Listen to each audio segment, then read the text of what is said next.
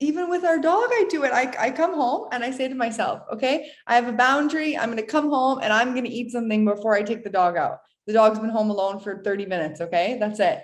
So I come home, dog's so excited to see me. What do? We go outside straight away. I don't even get to eat.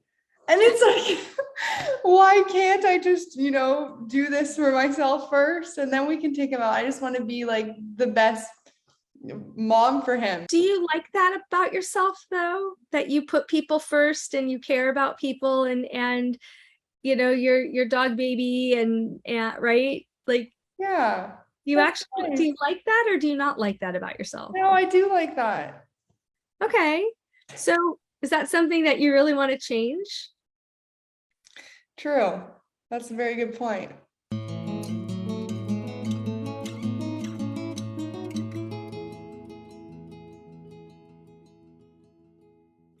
Hi, Shelby. How's it going?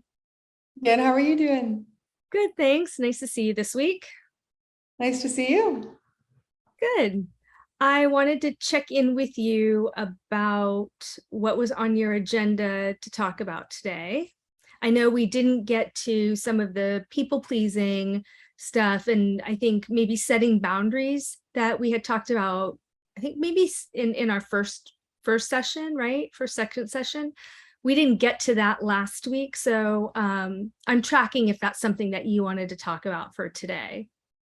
Yeah. I'm going to talk about that today. And then also today, I was just feeling a little bit frustrated or a little bit kind of like down. So maybe we can talk about that too. That sounds great.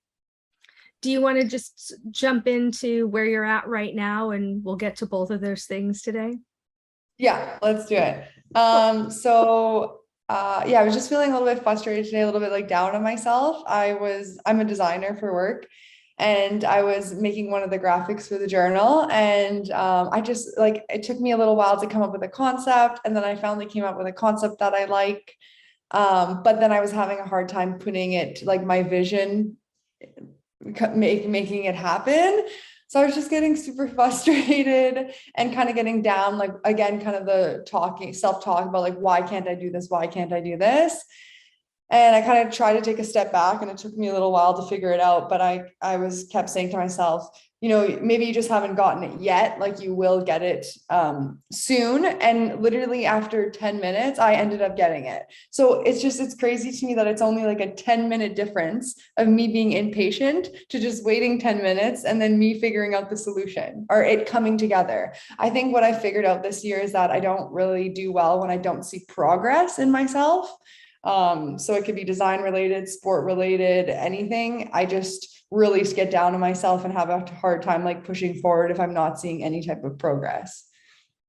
Got it. Okay. And so when you say like you noticed it lasted 10 minutes, do you feel like it was like a roller coaster ride where you're like really frustrated and then not so frustrated and got really frustrated again? Or do you feel like you got really frustrated and then it sort of just trended down toward you feeling better?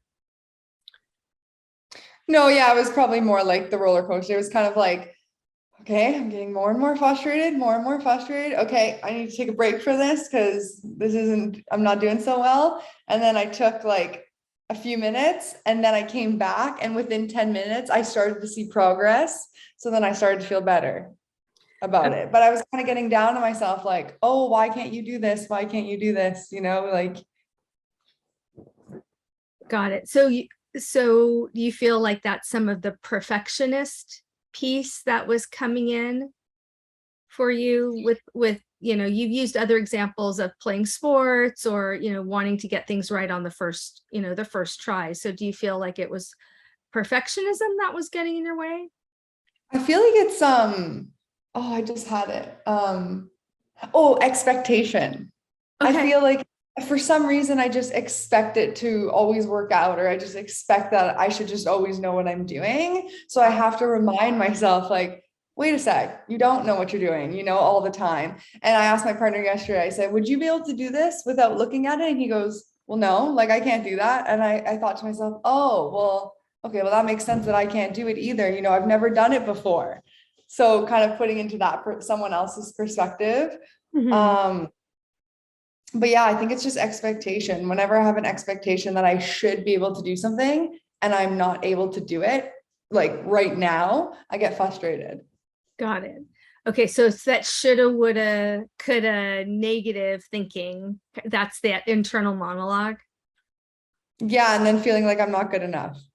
and not good enough. Okay, so we had talked about that shoulda, woulda, coulda in the very beginning, and one of the suggestions I had made was, okay, can you try and identify whose voice that is, or what age do you feel like in those moments? So do you have sort of a sense of, was it really present for you where you were like, okay, this is my current self, or did you feel like you were a teenager maybe at school and not doing something well? Not gonna lie, that's one that I haven't really truly practiced, but I can say right now, I feel like I have no idea whose voice it is because I mean, it sounds like mine because it's in my own head. Right. So I'm not sure. Okay. So I mean, it sounds like the thought stopping though, and that thought stopping and redirect works really well for you, and so I think to kind of, if you were interested in trying to process it a little bit more and understand it more, then asking the why questions, remember, is not helpful in the moment, but it's definitely helpful if you're going to journal after and try and do some processing work. And so really kind of like, how old did I feel in that moment? Like, did I feel like I was a kid where I'm just supposed to I'm supposed to know how to do this thing and I don't? And so I feel less than or incompetent, right? Which may or may not resonate. So I appreciate your like, like, hey, I didn't practice the skill. There's a lot of skills to practice, and so not everyone's you're gonna remember or will hit the mark. So Okay, perfect. I was trying to tell myself though, remembering my value. Did we talk about this about how I value learning? So I'm like, okay, it's okay, you're learning, you're at least if anything, you're learning and you will make progress. Because I was listening to the YouTube live yesterday and Barb was talking about how you should say, I'm not getting this dot dot dot yet. So that's what I tried practicing today. I was like, you're not getting it right now, but you will get it eventually. exactly. And so keeping that reframe for you, that's I want to say authentic, right? Where it's like, okay, instead of saying, oh, I've got it, it's going to be good. We call that, the practicing as if, right? Like as if you've got it. Sometimes is really difficult. So that I like that the way that Barb set that up for you, right? And saying, okay, I'm not getting it now, I will get it. So be careful of but. Anytime we say that word but, it means that we negate what we just said. Oh, I'm sorry, but, well, then are you sorry or not sorry, right? So Right. right, so being really mindful of, and the semantics are important because that's what helps you move your emotional self, right, the feeling part, into congruency with the thinking part. So I'm not getting it now and I will get it, right? Like I'm not getting it now, and if I practice it, or if I keep trying, eventually I'll get there. Okay. That makes I sense. notice yeah, that's helpful. Thank you. I notice my facial expressions when I'm frustrated a lot. I'll Mhm. immediately like tense my eyebrows and like look so angry, and I can feel it in my face. So I try to tell myself like, whoa, like relax your eyebrows, relax your face, because I'm just like hold so much tension there. Yeah, and so that progressive, what we say, progressive relaxation, just noticing, where you are in your body in those moments is super helpful. So yeah, relax your eyebrows, smile, right? You can kind of roll your shoulders, roll your head. I think we had talked about like shaking, when and like that I always joke about the Taylor Swift song, but that concept, um that helps us get that stuck energy moving. So all of those things that you're doing is really good. And the goal, remember, isn't to never experience it. It's to say, okay, it took me 10 minutes to reset, which is actually a really short amount of time. So you get like 10 gold stars, because that reset button can take hours or days for some for some people, or depending on what the thing or the trigger is, it can take a long time. So your goal is just to reset quicker, right? So you're like, okay, cool, took me 10 minutes, I'm going to try and do that and reset a little bit faster, right? Getting up, walking away, change of scenery. So all those skills that we had talked about last week, right? Getting a drink of water, washing your face, those, distraction techniques are really helpful in these kinds of moments because it helps you push that reset button, right? Without getting into that, the shoulda, woulda, could, right? Oh, you shouldn't be frustrated. Oh, you should totally get this. It keeps you out of that thinking. Okay. Yeah. I like Yeah. Yeah, so thank you for that. Then the other thing last week was so I find I'm pretty good with the flow and I don't care that much what I do for like activities, but sometimes I do want to decide, right? So I have a really hard time saying what I would like in the moment and being like, hey, I would like to go do this instead of that. Or if I'm not feeling well, I'm like, no, actually, I just need to take time for myself today and I need to relax. I have a hard time doing that. And an example of this was me and my partner went on a trip last weekend and we were trying to kind of plan out our day because it ended up raining. So it was change of plans. And I really wanted to go to the art museum. And I know he's not a huge fan of that because I like doing artsy things and I like doing sport activities. So I like having both, but he's just more on the sports, which is fine, but I like doing both. And I'm very variety based. So I like doing a lot of things throughout the day, not just one. Anyway, so yeah, I said to him, well, maybe we can go to the indoor climbing gym and then we can go to the art museum. And he was a little bit like hesitant on that. I don't think he knew how long we were going to be in the museum. Maybe he thought it was going to be like hours and hours and hours. So I guess I could have reassured him that maybe it would only be like an hour or two. But anyway, so yeah, he was a little bit hesitant and I ended up saying, okay, whatever, let's just do whatever you want then. And I do that. I was going to say I always do that, but I know I'm not supposed to say always. But anyway, I often do that. I'll just be like, okay, whatever, I don't care, like whatever you want. Kind of, is that like passive aggressive? It can be. I mean, I think yes, it can be passive aggressive. However, having said that, it can also be like that defense mechanism, right? Because remember, for you, that comes back to that core belief where you feel like anything that is not performing well, like where if you don't agree, if you don't go with the flow, right? If you're not kind of these qualities or characteristics that you've sort of put onto him or projected onto him or the relationship, right? Then it means you kind of go to this place of, okay, well then I'm not worthy and he's going to leave me, right? And so you had talked about the climbing experience, right?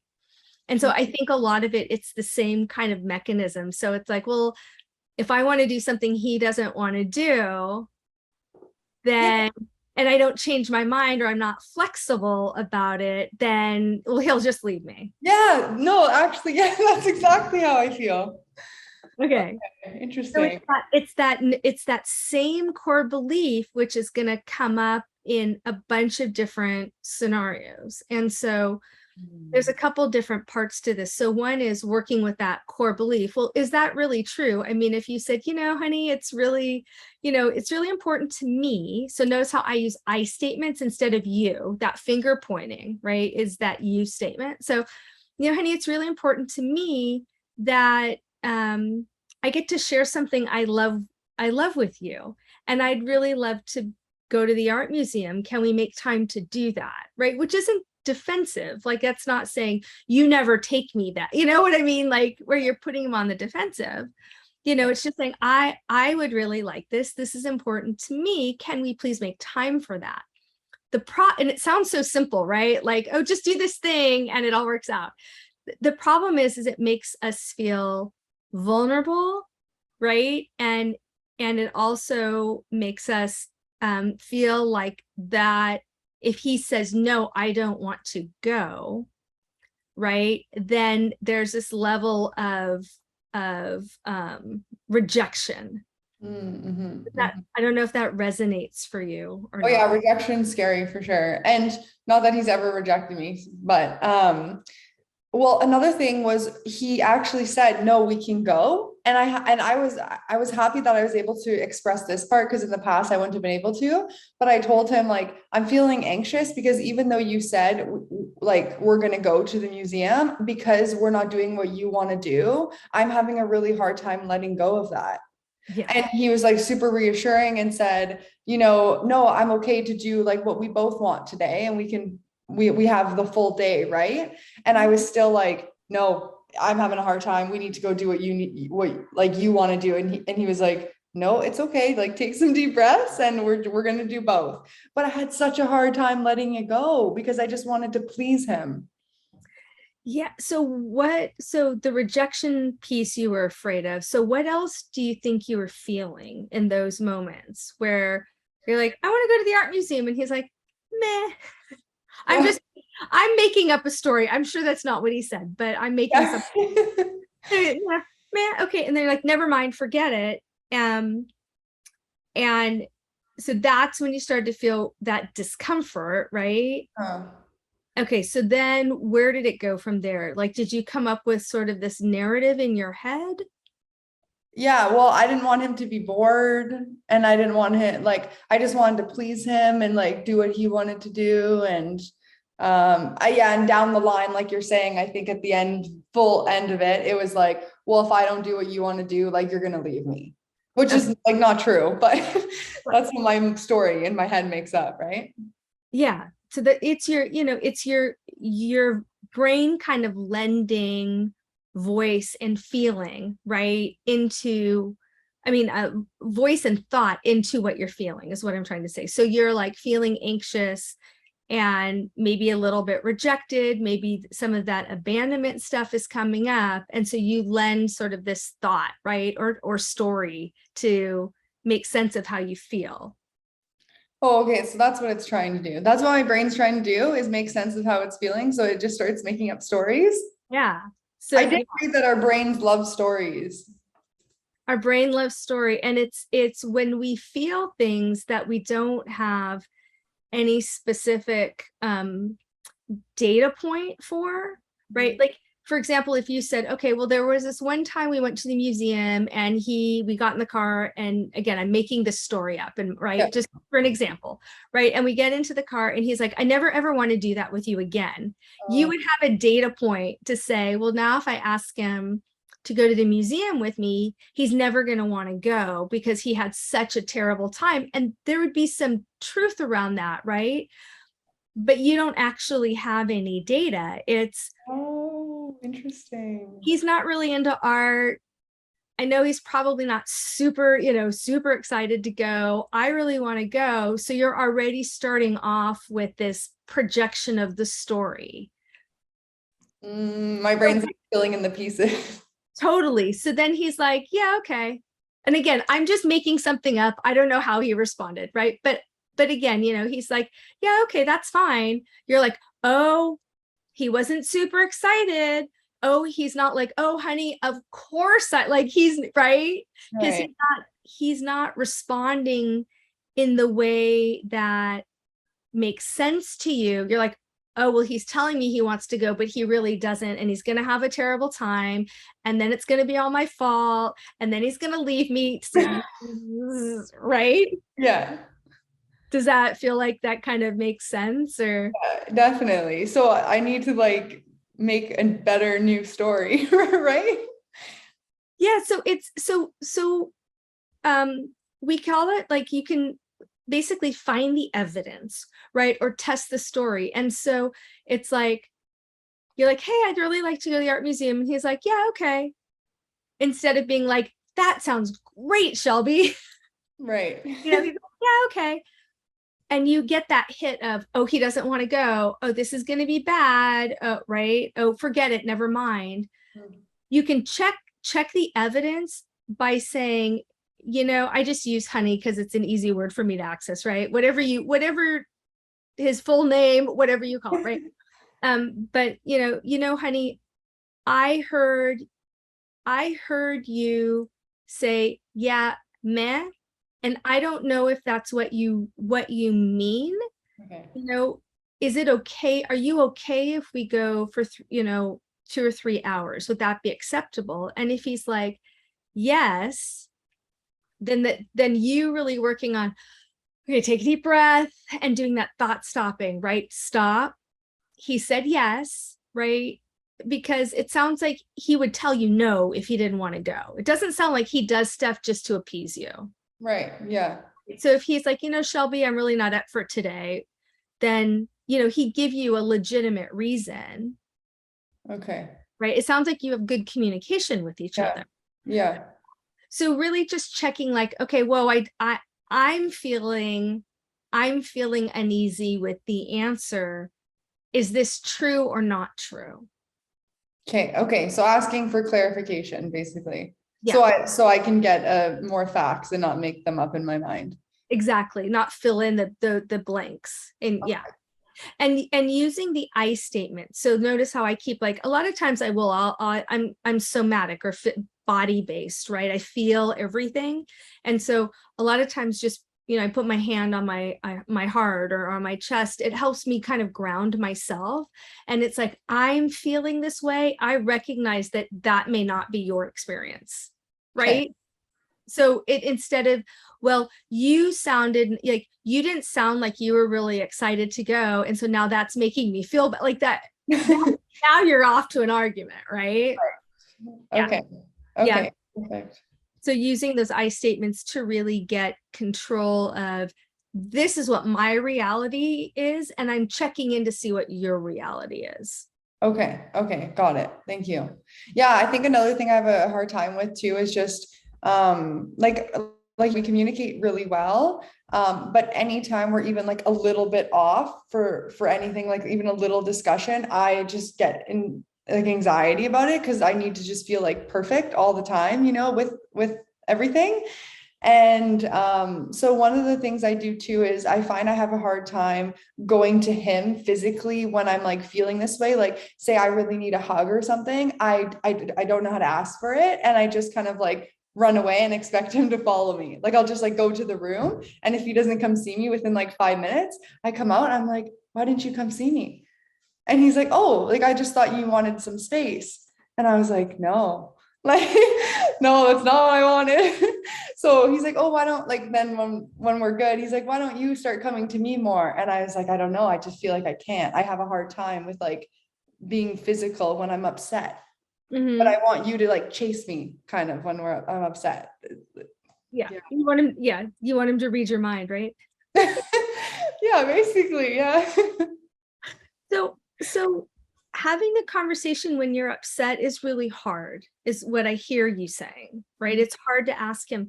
So that may be a good, like, hey, when you're, out for a walk or after a game or something, when you're not at home and you have each other's undivided attention, to say, I really struggle with that. And what would be helpful is, when you notice I'm disengaging, what I'd really like is for you to check on me and ask if I need a hug. I don't know how that feels to you. Okay. So you have to kind of fine tune the language that makes sense for you. And so you have the conversation when you're not feeling triggered. That way he knows what to do. So you're just kind of giving him, here's the script, right? Or here's the rules that would be helpful for me. So then he knows. He's like, oh, okay, Shelby is having a hard time and she just, left the room and went into the bedroom. I should probably go and check with her and see if she wants a hug or what she needs from me. Okay. Why, I wonder though, why I have a hard time like me going to him or asking what I need, or me being like giving him a hug. Do you know what I mean? Like, I don't know why. It's a great question. So a lot of that has to do with the trauma in your background, and that's a trauma response. And so remember, your whole body's going to start to shut down and move into that fight, flight, freeze. And so the first thing you're going to do is start to kind of wall yourself in to keep yourself safe. And even though it's not, like you said, so much of it isn't conscious, logical, or rational, right? And you're not afraid of him. And so it's an automatic learned response. And so you do that when you find that you move into these places where you're triggered, you're going to automatically respond the way that you used to. And so some of it is the more we're talking about it, the more conscious you're making the process, the easier it is to change the way you respond to it. Does that make sense? Yeah. Is that my flight? Is that what I'm doing in that moment? If I'm leaving the room, is that okay? Yeah. So it could be flight, and it could be a little bit of the freeze response, because when you say, okay, I'm starting to, like, I notice I'm starting to shut down, right? Like it's hard for me to articulate what I need, or I'm afraid to articulate what I need. That's that you're withdrawing, or that flight. And then the freeze is you're getting completely stuck in it. And so when you're starting to spin in your thoughts, some of that is being stuck. And so, yeah, so both of those things are happening. And that's the way that your mind, your body, your emotional self, is starting to protect itself. And so those are the pieces that you and I've been working on of remember I talked about a dimmer switch, right? Where we want to just start to bring it down a little bit, because you don't want to get rid of those things. You just don't want them being, on and hyper aware all the time. Right. So that's where the physical piece comes into play, where you don't necessarily want to ask for that physical reassurance or hug, but you also don't want to give it either. And so that's that protection mechanism that's happening. Oh, interesting. Like I'm scared to like let him in my circle at that moment. Mm-hmm. Okay. Yeah, because that's that data point we talked about, right? So your past data point is I'm not safe. So when that's your past data point, even when you have people that are safe, where you actually want that comfort, or you want a hug, or you want to give a hug, it's still going back to those original data points from earlier, your earlier experiences where you're like, I'm not safe. Got it. So part of what we're doing is we're trying to rewrite some of those data points so you can say, okay, wait a minute, that's not true. I am safe. I still may not want a hug, right? But I am also safe, right? Or I actually would like a hug, even though I'm feeling vulnerable or triggered or exposed, or whatever emotion is coming up for you in those moments. Okay. Yeah. Okay. I like it. Thank you. Yeah. Yeah. So that's more of a trauma-based response. And so remember, when you're in it, you're using the thought stopping and the how do I need to redirect, and what do I need to do next? And when you're not in that process, if you want to journal about it, those are those why questions of being able to do some journaling about, okay, what about the situation and why did I feel that way about it? Okay. And so you could do some journaling around that without re-traumatizing or re-triggering yourself.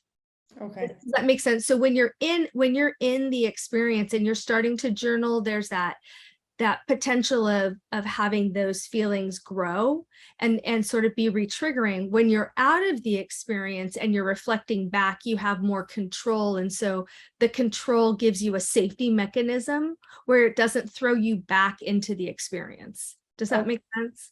Yeah, and I think often I'll be like, oh, I just want to know why. Like, why am I feeling this way right now? But then because my emotions are so heightened, like you're saying, it just kind of like makes them more heightened. So and it's going to keep that false story, that narrative, what we would say narrative, right, going in your head, because you're looking for meaning. So you're just going to gravitate to whatever makes sense. So you'll start filling in the blanks. Oh my God, I've done that. I've done that where if I wake up in the morning and I have something in my mind, I'll see it everywhere. I'll be like, oh, this is proof of that. This is proof of that. Yep, this. And then on a regular day where I didn't wake up like that, I wouldn't think anything of it. Yeah.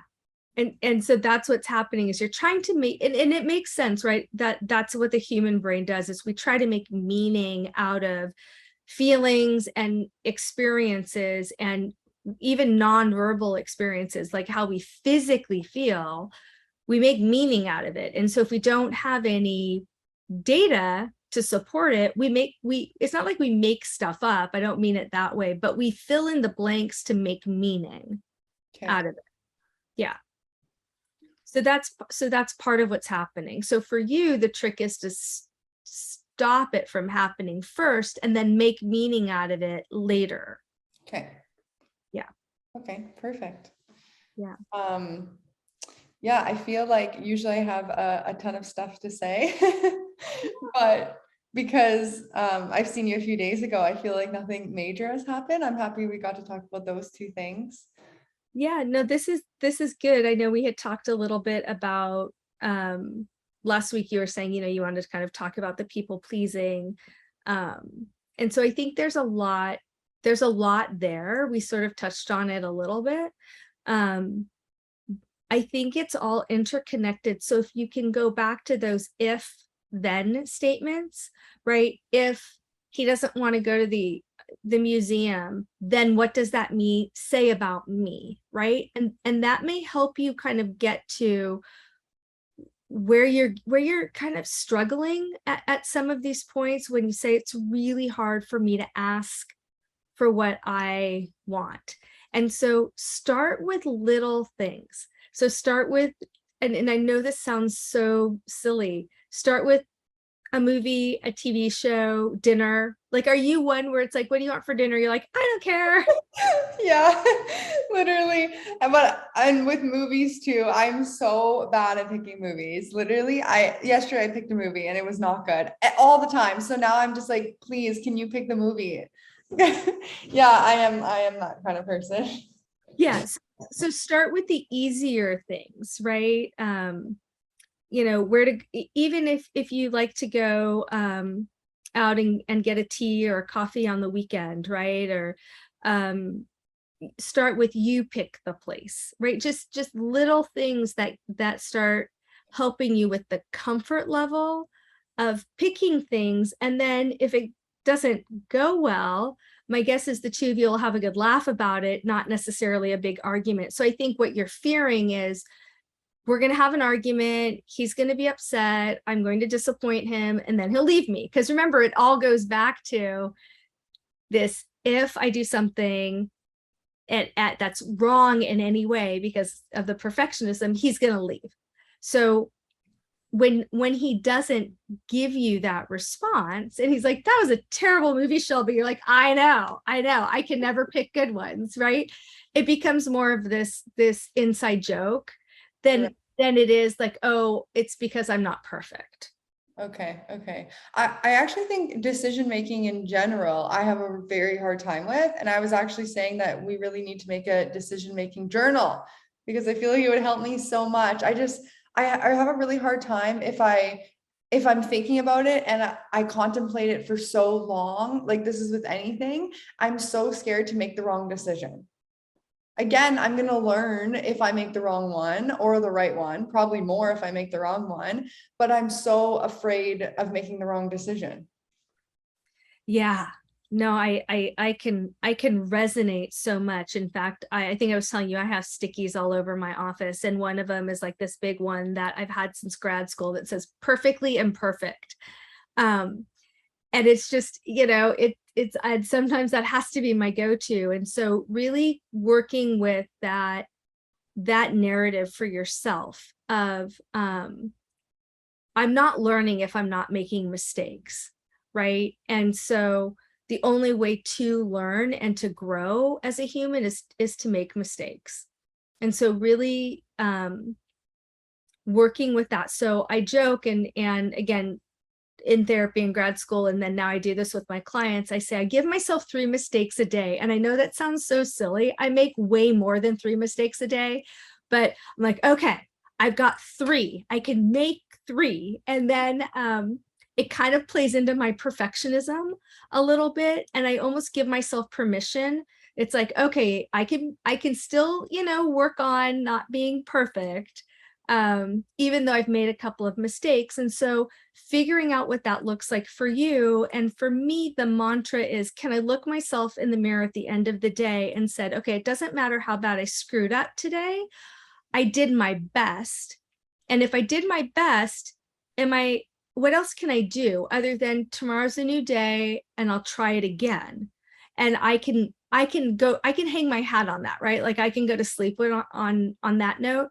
That's really different if I look at myself in the mirror and it's like, I really actually did not do my best for whatever reason. Like, all right, then what do I need to do tomorrow? Well, maybe I need to apologize, or maybe I need to revisit this one thing. Maybe I need to ask for clarification because I actually, and not perfect, but best, Okay. right? Like, did I do my best? And it's this good enough model, not good enough, who cares, but was it good enough? Like I worked really hard. I tried really hard. I still didn't necessarily understand. Maybe I made some mistakes. And am I proud of my effort? Okay. I like that because I find that I do like almost always, well, often. I'm trying not to use always. I often will try my best, and like you're saying, I mean, what more can I do? And I'm learning throughout the process. And I mean, I feel like it'd probably be pretty boring if it was always perfect, right? And Tate's Yeah. been saying this quote lately. He said, if it wasn't easy, it'd be hard. No, if it wasn't hard, it'd be easy. And like anyone would be able to do it. So it wouldn't feel fulfilling, right? It's like more fulfilling because it's difficult or because you were challenged. Yeah. And then you'd be bored because be like, meh, right? I'm a big fan of going to the whatever store sells very inexpensive eyeliner pencils and getting a whole bunch of them and writing notes to yourself on your bathroom mirror, because you're always like, you look at in the mirror to brush your teeth and get ready in the morning, and you look at it at night, right? Yeah. And there's that subconscious or subliminal messaging. And so write some of these things to yourself, like it's okay to make mistakes, perfectly imperfect. Try your best, not be perfect, right? Write some notes to yourself, or lipstick or whatever, on your bathroom mirror, or your bedroom mirror. And I know it sounds silly, but it helps because it's right there. And you're like, oh, okay, right. There's the cue. I need to learn how to rewrite the behavior. Some of it is habitual, which you had talked about before. In the beginning, you had said in one of our earlier sessions, you said, I think I do things out of habit, not because I actually believe it. Yeah, definitely. Yeah. So part of this is you're rewriting the habit. Okay. Yeah. And see if that transfers over to situations with Tate, right? You know what I mean? Like pick a place in your life where it's easier to implement making decisions and choices, and then see if you can translate that over into the relationship part. Okay. Actually, one thing I just thought of with our dog, even with our dog, I do it. I come home and I say to myself, okay, I have a boundary. I'm going to come home and I'm going to eat something before I take the dog out. The dog's been home alone for 30 minutes. Okay. That's it. So I come home, dog's so excited to see me. What do? We go outside straight away. I don't even get to eat. And it's like, why can't I just, do this for myself first and then we can take him out? I just want to be like the best mom for him. You know what I mean? Yeah. So here's the thing is, do you like that about yourself though, that you put people first and you care about people and your dog baby and right? Like, Yeah. do Nice. you like that, or do you not like that about yourself? No, I do like that. Okay. So is that something that you really want to change? True. That's a very good point. So maybe it's just like, okay, I need to, the night before, have a couple snacks that I can just grab with me when I take the dog out, right? Yeah. Or a new habit. I give the dog a treat and I have a treat, and then we go out.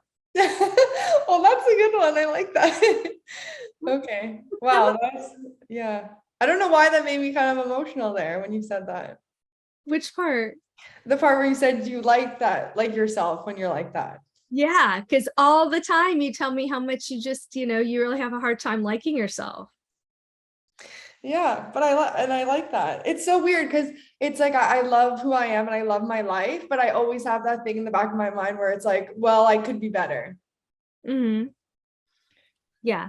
And the food thing, remember for you, food is triggering as well, right? And so that's part of this. So, finding ways for you to have a different relationship with food is really important.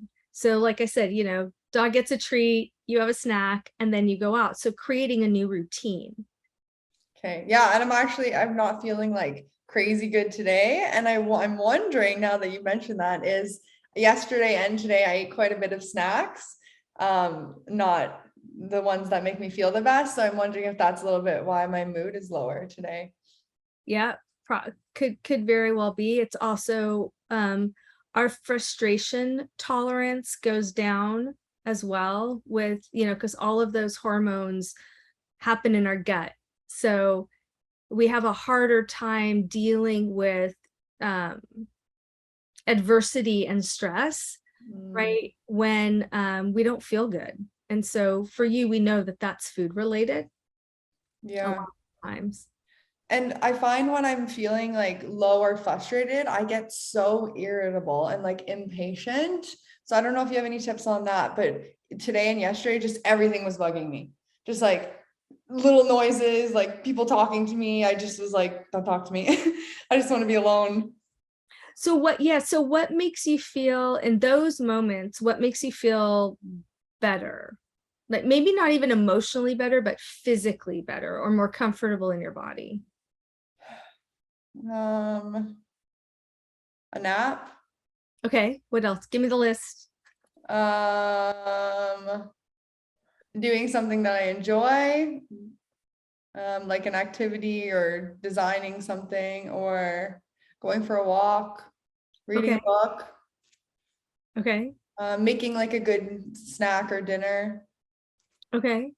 Like I like cooking. Yeah. Playing with the dog. Yeah, well, like sorry, when I said walk, I was me Yeah, and the dog walking. Yeah. yeah. Or having, yeah. So pick one of those things in those moments when you're like, okay, nothing's working, I'm super irritable, right? I just like want to be left alone. um Distraction techniques and change of environment will help. Okay. But it's like everyone feels irritable sometimes, right? Totally. Yeah. Okay.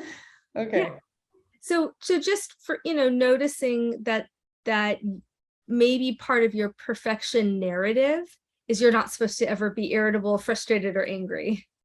Right. Right. Yeah.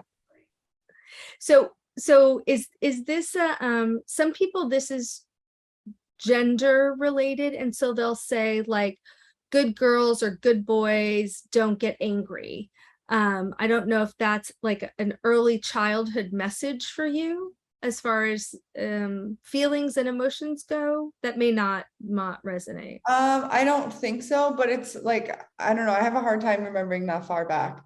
But yeah, I don't think that was the case for me. Okay. Um, I don't know where it comes from. Yeah, so that sounds like, so maybe more of that perfectionism piece. Yeah, well, it's just like not super fun, I know, to be around someone who's like irritated, Mhm. but trying to remind myself that it's like natural and normal and just in emotion. It doesn't have to be like a bad emotion. And just maybe asking, hey, like I just need some space today, or I just need an hour to do something fun. Yeah.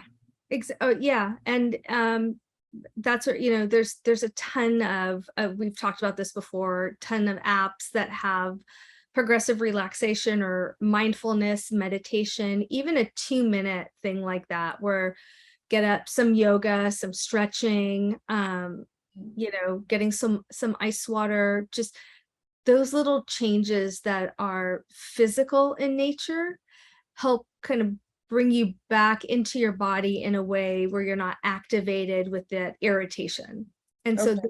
those little tricks that we've talked about with the resetting help. And then, you know, just maybe that's a day where you put your noise canceling headphones on and you get in the zone, and you've got an hour or two where you're just, you know, listening to your favorite playlist, podcast, you know, wave sounds, whatever it is, right? And starting to get yourself to relax a little bit and get in more into that working zone might help with some of the irritation.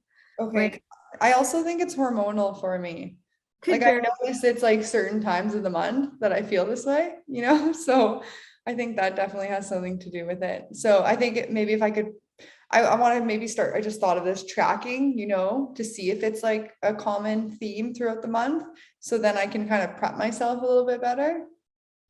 Yeah, so they have, you can create your own scale in your journal or even in like a Google or Excel spreadsheet, and just do I think 0 to 10 is too much, but just you can either put little emoji icons or do 0 to 5. 0 like I feel terrible, 5 I feel amazing, or 0 I feel anxious, 5 I feel anxious. And so you could track it yourself, but there's lots of apps, free apps that are mood trackers. And so you can, and they're really good. So you can use any one of those. There's also, I think they're designing one for men as well, but right now that there are some applications for women that will track mood and your cycle. And so you Okay. can kind of see a little bit how that fluctuates, if that comes into play for you. Yeah, Um, definitely. and then part of it is just knowing, like looking at the calendar and you're like, oh, it's this day and it's I'm at this point in, you know, my hormonal response, so I know it's going to be like I just know I'm going to be more anxious, or I know I'm going to be a little bit more on edge, and so maybe this is an extra good self-care day, right? Right. Maybe I build in a little bit more self-care on this day because I know kind of it's going to be a rough day for me. Okay. Okay. Yeah, these are all good things. Yeah, I'm excited. Thank you. Yeah, you're welcome. I mean, and part of it is just your self-awareness and really being, you know, you've spent a lot of time in this last year really working on developing your sense of self and your self-awareness, right? And so those are all wins. So work on that reframe with the perfectionism, right? Is you're working toward your best self, not your perfect self. Okay. So you've spent a lot of time trying to fine tune some of these skills for you to create your best self. Okay. Sorry, I feel like my mood is so much lower today. Yeah, I feel really like a little bit lower. I don't know why. You know, that's the thing about therapy, right? Is you just show up with wherever you're at that day, and you know, we meet you where you're at and talk about what's on your mind, even when you're like, I don't have anything to talk about. I think we've been talking for almost an hour. Um, you know, and so that's like, it's all part of the therapeutic process, and I think it's all part of the growth process, and healing process, where sometimes we have a lot and we have a lot of energy and we want to do the work, and other times we're like, we feel really great, we're like, everything's great, I have nothing to talk about, and other times it's just like I feel blah. And so, you know, I think this is a really good way for you to articulate how you're feeling, which you did awesome or just now. You're like, hey, my mood is really low. I noticed that I'm having a harder time today. Like, that's a really good way to assert yourself and say what your needs are. Okay. Okay. Thank you. Awesome. And now I can take the next step and maybe take an hour to make some yummy food, and maybe that'll help me reset. Perfect. Yeah. Take, you know, the doggy for a walk, or yeah, whatever you need, a shower, a run, all of the above, a nap. you know. Yeah, I think I've been noticing like the days that I've been doing more like physical activity, I find like I've been having more energy. And I think it's like something I didn't want to admit to myself because I'm not the type of person who likes like working out. I wouldn't go to the gym or anything. But I really enjoy like activities and sports. And I've noticed that it gives me more energy. Like even if I'm feeling tired and I end up going, I find I feel more energetic afterwards. Obviously like I need a balance because I think sometimes like all weekend I did stuff and then I was pretty tired yesterday. But yeah, so maybe I need to go do something physical today. Even stretching might help. Yeah, I mean, I think people have this misconception of like, if I'm not going to the gym and not doing like these really hard workouts, it doesn't count. Anything moving your body, yoga, stretches, progressive relaxation, getting out and taking the dog for an extra walk. Just listen again, putting a podcast on, your favorite music, and just going out for a walk. Driving somewhere in the fresh air. I always joke and say, even, vacuuming and folding laundry, because it's all physical. Like just moving your body counts. It doesn't have to be this like preconceived notion of exercising, going to the gym. So if you notice that movement really is a good reset for you, taking an extra long walk counts. Okay. Like you said, just getting out and moving your body is super helpful. And it's so much easier for people to access than I've got to try and get to the gym 5 days a week, which is great for some people and it's not reasonable or great for others. So Okay. yeah. So exercise is any physical movement. It's not going to the gym. Okay. Perfect. Cool. Sound good? Yeah. Thank you. You're welcome. Do you feel like we kind of got through some of the things you wanted to talk about, or just sort of recap and then address some of the things we didn't get to last week? Yeah, no, I feel like we've gotten through everything that I want to talk about from the start. So that's Good. all. Appreciate it. Of course. Good. Well, you're doing really great work. Remember, therapy work is exhausting physically and emotionally. It is. And preparing to come into therapy is physically and emotionally exhausting. And so that could be some of the lower mood where it's hard work to do therapy. And so, I always joke and say 10 gold stars, but 10 gold stars for showing up, even when you're like, I don't know if I feel like it, or I don't know what to talk about. Like, that's so normal, and it's so much part of the process. And just allowing that to be totally okay and giving yourself credit for like doing it anyway is really important. So bravo for that. And I look forward to talking with you next week. Thank you. Yeah, I never really seen it as like emotionally exhausting. So because I always like look forward to it, but you're right. I guess some days you're just not feeling it and some days you are, and that's okay. It absolutely is okay. Yeah, absolutely. And like I said, that's part of the process. That's why it's what we call process based, and you're working through things. And so totally normal for especially people watching who haven't experienced therapy before, like totally normal experience. So yeah, good job, Shelby. Thank Good. you. Thanks for all your help. Of course, my pleasure. And I'll see you next week. Okay, thank you.